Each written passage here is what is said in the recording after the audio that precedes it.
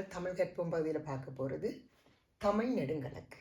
எல்லோருக்கும் மிகவும் அன்பான வணக்கம். நாங்கள் நான் கதைக்கிறேன். இன்றைக்கு தமிழ் கற்போம் இந்த பகுதியில் இன்றைக்கு நாங்கள் பார்க்க போகிறது தமிழ் நெடுங்கணக்கு பற்றி. தமிழ் நெடுங்கணக்குண்டா தமிழ் மொழியில் உள்ள எல்லா எழுத்துக்களையும் சரியான வரிசையில் அமைத்து கூறுற முறை தமிழ் நெடுங்கணக்கு. இந்த தமிழ் நெடுங்கணக்கில் உள்ள எழுத்துக்கள் ரெண்டு வகை, அதுக்குள்ள அடங்குற எழுத்துக்கள் ரெண்டு வகை. அதில் முதலாவது வகை முதல் எழுத்துக்கள். முதல் எழுத்துக்கள் என்றால் எல்லா எழுத்துக்களுக்கும் முதலான எழுத்துக்கள் என்றால் அந்த எழுத்துக்கள் இல்லாமல் இந்த எழுத்துமே இல்லை என்ற அளவுக்கு வர்றது எழுத்துக்கள் முதல் எழுத்துக்கள். முதல் எழுத்துக்கள் 30. அந்த முதல் எழுத்துக்களுக்குள்ள அடங்கிறது உயிர் எழுத்துக்கள் 12, மெய் எழுத்துக்கள் 18.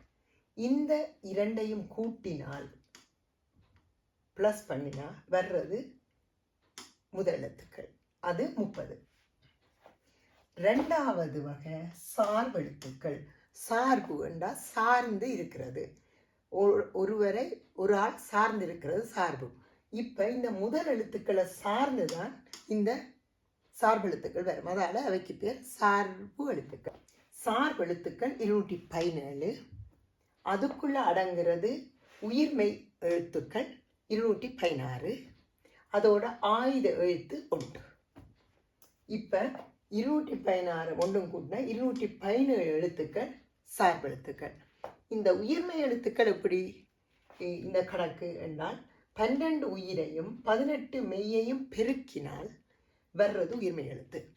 முதல் எழுத்துக்கள் 12 உயிரையும் 18 மெய்யையும் கூட்டினால் வர்றது முதல் எழுத்துக்கள். 12 உயிரையும் 18 மெய்யையும் பெருக்கினா வர்றது உயிர்மெய் எழுத்துக்கள். இப்போ இந்த தமிழ் நெடுங்கணக்கை பார்த்தீங்கன்னா அதில் இருந்து நாங்கள் தமிழில் உள்ள எல்லா எழுத்துக்களின் வரிசையையும் இதில் நாங்கள் இலகுவாக கற்கலாம். நாங்கள் அடுத்த பதிவில் இந்த எழுத்துக்களை தனித்தனியே எல்லாம் விளக்கமாக பார்ப்போம்.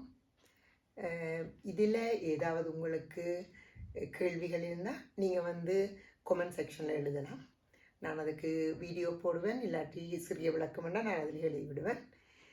எல்லோருக்குமே மிகவும் மிகவும் சிறந்த பொழுதாக அமைந்திருக்கிறது. எல்லோருக்கும் மிக மிக்க நன்றி. வணக்கம்.